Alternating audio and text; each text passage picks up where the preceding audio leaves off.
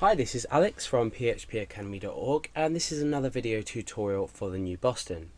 Now in this tutorial we're going to be looking at the left join inside of SQL statements.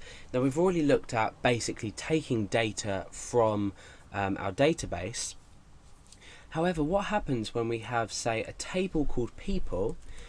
We've got a column called ID and we've got a column called name here, or a field called ID and a field called name, and each person is assigned an ID. So this is an auto-incrementing primary key field. We've got one representing Alex and two representing Dale. We've also got a table called pets. Now inside pets we have three fields, and the first one's ID, which just corresponds to an auto-incrementing primary key, so each record is unique. We've also got people underscore ID. Now people underscore ID corresponds to each person in the people database. So rather than having a name in here, we're using the unique identifier of each person. So one is Alex and two is Dale. So let's go over to pets and interpret this. What we're essentially saying in this table is that Alex has a pet cat and Alex has a pet fish, because we've got people ID 1 and 1. And we're also saying Dale has a dog. Okay, so we've got one representing Alex and two representing Dale, and we've got an entry called cat, fish and dog, where cat belongs to Alex, fish belongs to Alex, and dog belongs to Dale. Okay, so ignore this ID here for now in this column. All we need to focus on is people ID, pet, obviously, because this is what we're going to be echoing out, or retrieving rather, and also in the people table we've got an ID of 1 for Alex and an ID of 2 for Dale. So hopefully this makes sense. If it doesn't, rewind the video and have another look. Now what are we going to be doing? So it's fair enough we've got all this data, but what we want to do is we want to join results so we can echo out who has what pet. At the moment they're stored in separate tables. Let me just talk to you about why they're stored in separate tables. When you're working in PHP, you're going to most likely want to reference someone's name with their ID. So therefore, by storing it as an ID here, we can use an inner join statement, or sorry, a left join in this case, to identify values that exist in this table here, in this people table.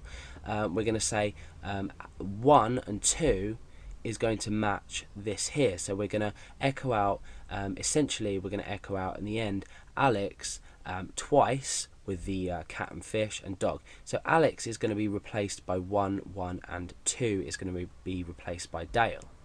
So let's have a look at the SQL query and how we might do this. So we'll run through this and then we'll have a look at the results.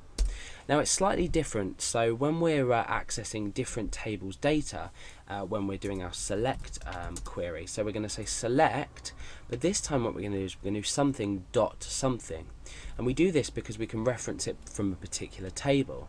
So we might say select people dot name. Let's just open up this in a new tab so we can see what's going on. So we want to say people, so the table is called people, and dot name, so it's people dot name, so it's from the people table and the field name. And we also want to select from the pets table. Let's just open this up.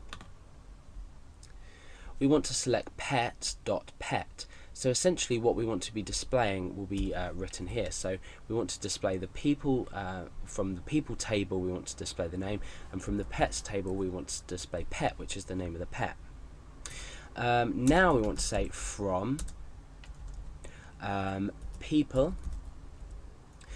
So we want to inner join, we want to left join, so we want to join this pets table onto this where the left column exists, or the left data exists in the right. So we want to say where this ID here is equal to this people ID here.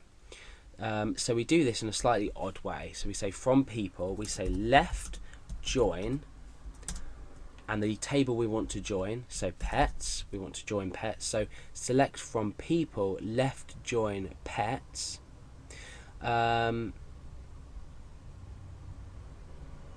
then we want to say on, and this is the condition that it's on. So the condition is that the ID here ID 1 or 2 matches people ID. So we can come back and we can say on people dot ID is equal to pets dot people ID.